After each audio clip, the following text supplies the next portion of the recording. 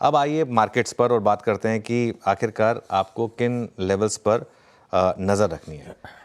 सबसे पहला और सबसे इम्पॉर्टेंट लेवल होगा आशीष 23,460 का, जो कि 31 दिसंबर का लो था। तो दिसंबर का लो सबसे इम्पॉर्टेंट है, इस पर आपको ध्यान रखना है। कल का लो उस लो से सिर्फ 90 पॉइंट ऊपर था और ये एक हफ्ते के चार्ट में आपको दिखाई देगा। आई थिंक कल के चार्ट में 23,551 का लो दिखाई देगा और उसमें वो 23,460 का आपको लेवल दिखाई देगा, जो 31 दिसंबर का लो था 23,460.5। और उसके बाद हमने वो एक बड़ी रैली देखी थी 500 पॉइंट की, वो पूरी की पूरी रैली परफेक्ट, जिसे कहते हैं ना हेड एंड शोल्डर, वो आपने बना दिया यहाँ पर। उसके बाद नवंबर का क्लोजिंग लो था 23,350 का और नवंबर का इंट्राडे लो था 23,263 का। ये दो और लेवल होंगे जो वॉच आउट करने हैं आपको। अगले 300 से 350 पॉइंट बेसिकली निफ्टी के लिए मेक और ब्रेक हैं। ये आई थिंक हमने लेवल्स नवंबर के बाद दिसंबर में भी रिविजिट किए, लेकिन दिसंबर में हमने उनको प्रोटेक्ट किया, आगे बढ़े। अब जनवरी में आ गए हैं हम, अब देखते हैं इन लेवल्स को हम प्रोटेक्ट कर रहे हैं या इनको ब्रेक कर रहे हैं। अगर हम 23,263 के नीचे फिसले तो ये बड़ी करेक्शन की भी शुरुआत हो सकती है। ध्यान रखिएगा, अब तक जो करेक्शन हुई ना मार्केट में वो बड़ी नहीं है। 10% गिरे हम इंडेक्स पर, निफ्टी में टॉप से 10% की करेक्शन कोई बड़ी करेक्शन नहीं होती। 20-30% तक की करेक्शन मैंने देखी थी पिछली बुल मार्केट में।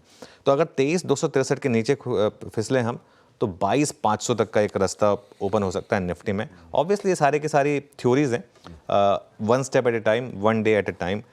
और अगर मार्केट ने चलना शुरू किया तो इस रैली में अभी कॉन्फिडेंस बिल्कुल नहीं, रत्ती भर कॉन्फिडेंस नहीं है।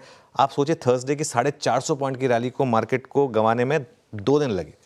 2 दिन, फ्राइडे और आज का दिन मिला के मार्केट ने उस पूरी की पूरी रैली को स्वाहा कर दिया। तो जब तक आप 24,300 के ऊपर बंद ना हो, 24,300 वो लाइन इन सैंड है, जब तक 24,300 के ऊपर आप बंद नहीं होंगे ना, ये देखिए ये स्क्रीन पे भी आपको दिखाई देगा 24,200 300 पर हम 3-4 बार अटके। जब तक उसके ऊपर बंद नहीं होंगे हम, तब तक इस मार्केट में किसी रैली पर भरोसा नहीं आएगा। एक्चुअली तो 24,800 पर भी गए थे हम इस काउंटर ट्रेंड रैली में, एक बार 24,800 तक जाके वहाँ से फिसले थे। तो इसके लिए, लेकिन अभी के लिए आप 24,300 मान लीजिए।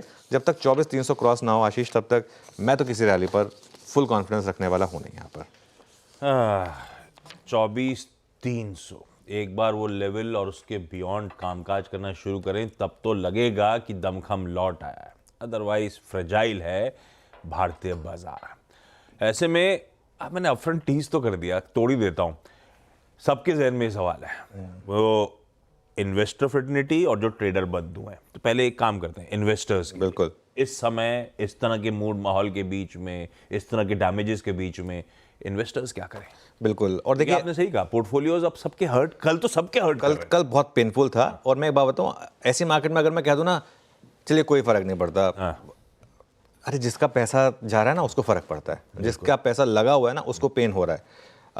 अब देखिए स्टॉक मार्केट में हर तरह के इन्वेस्टर हैं। कुछ ऐसे इन्वेस्टर हैं जो स्टॉक मार्केट में वेल्थ क्रिएशन के लिए पैसा लगा रहे हैं, जो अपने सारे खर्चे निकाल कर सेविंग करके उसके बाद इन्वेस्ट कर रहे हैं। कुछ ऐसे हैं जो सिर्फ इन्वेस्टिंग ही कर रहे हैं। और तो ये कह देना कि नहीं कोई दिक्कत नहीं है मार्केट में, थोड़ा गलत होगा। कल काफ़ी पेन था मार्केट में इन्वेस्टर्स को। लेकिन कल एक और चीज़ हुई, कल बाजार ने, जैसे कहते हैं ना नीलेश भाई जो कहते हैं, कल गधे और घोड़ों के बीच में मार्केट ने कोई फ़र्क नहीं छोड़ा। कहते हैं कल घोड़ों की रेस में गधे भी दौड़ रहे थे, ऐसे ही कल घोड़ों के साथ, मतलब गधों के साथ घोड़े भी पिट रहे थे कल। तो कल ये वो वाली बात हो रही थी। जब इस तरीके से होना तो मुझे वो टाइम याद आता है। आपको, आप स्कूल में, अगर हम सब जिस स्कूलों से पढ़े हैं तो उन स्कूलों में क्या होता था कि कुछ फेजेस होते थे जिसमें सिर्फ आपकी पिटाई होती थी कि भाई आपने कुछ ख़राब किया है। कुछ फेजेस ऐसे होते थे जिसमें सुबह टीचर का मूड ख़राब होता था, क्योंकि वो सुबह या तो अपने घर पे लड़ाई करके आया हो, कुछ भी हो, वो आके सबको पीट देते थे, है ना। सबको नील डाउन करता, फॉर्मर्स ने हाथ खड़ा किया, वो मैं हम सभी उन्हीं स्कूलों से पढ़े हैं। तो वो सबको पीट देते थे मास्टर जी लाइन में लगाकर कि चलो इसको देखा ना उसको देखा। कल सबकी पिटाई हो गई, कल मार्केट ने किसी को नहीं छोड़ा। अब जब 1:10 का एडवांस डिक्लाइन हो तो वहाँ पर क्या हो, जब इस तरीके से होने लगे ना, तब आप समझिए कि अब जो है ना ये थोड़ा सा मौका मिल रहा है आपको, ये आपके पास मौका है। पहली बात तो अपने अच्छे शेयर पैनिक में मत बेचिए, क्योंकि पैनिक में अगर आप अपने शेयर्स बेचेंगे ना, आप दोबारा नहीं ले पाएंगे। ये मैं आपको पहले ही बता रहा हूँ, क्योंकि आप जिस लेवल पे बेचेंगे वहाँ से स्टॉक या तो 10% गिरेगा या 10% चलेगा, दो में से एक ही चीज़ होगी। 10% गिरेगा तो आपको लगेगा कि मैं अब वेट करता हूँ और गिरने पर खरीदूंगा। 10% चल गया तो आप कहेंगे कि अब मैं क्यों लूँ, मैं तो 10% पहले बेच दिया। तो इसके लिए अच्छी क्वालिटी के स्टॉक्स जो हैं उनको पैनिक में मत बेचिए। और उसमें उन स्टॉक्स की बात कर रहा हूँ मैं जहाँ पर स्पेसिफिकली नंबर्स अच्छे हैं।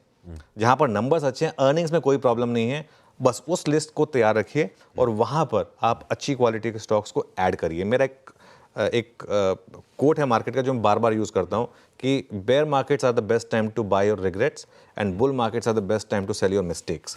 तो इस समय अगर आप एक मान रहे हैं कि एक छोटी सी बेयर मार्केट चल रही है, तो जो शेयर आप नहीं ले पाए उनको लेने का बेस्ट मौका है। जो शेयर आप 26,000 पर लेना चाहते थे वो अब आपको अगर 23,000 पर मिल रहा है। इसको इस तरीके से समझिए, अगर आप मुंबई में घर लेना चाहते थे 2 साल पहले, वो 2 करोड़ का था, अब वो अगर मान लो 1.25 करोड़ का मिल रहा है, तो आप उसको लेंगे या छोड़ देंगे? उसको लेने की कोशिश करेंगे ना।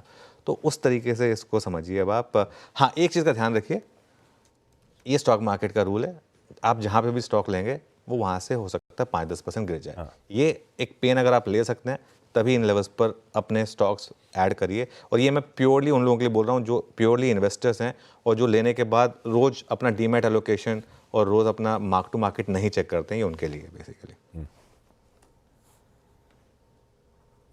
ओके, ये हो गई अप्रोच लॉन्ग टर्म इन्वेस्टर्स के लिए।